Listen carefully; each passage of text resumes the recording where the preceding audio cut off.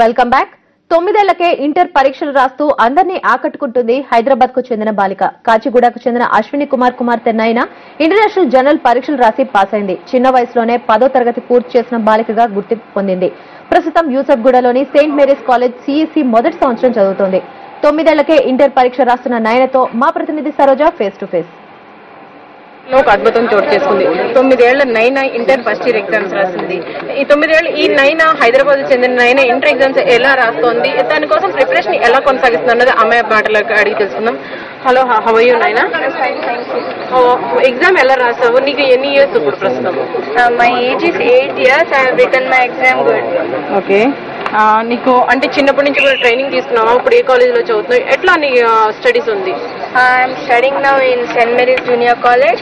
Till the age of 5 years, my mother make me learn. After that, after 6 years, my father make me perfect in English, Hindi and Telugu basics. So it was very easy. నీ పక్క పిల్లలు కానీ నీ బంధువులు కానీ ఎవరైనా సరే school కి వెళ్తూ ఉంటారు కదా చిన్న, అట్లా ఏమి డిఫరెంట్ గా అనిపించలేదు? నువ్వు ఏం స్ట్రెస్ ఫీల్ కాలేదా? No, I would not have nothing. When I want to go to school, my father would send till school, some other school.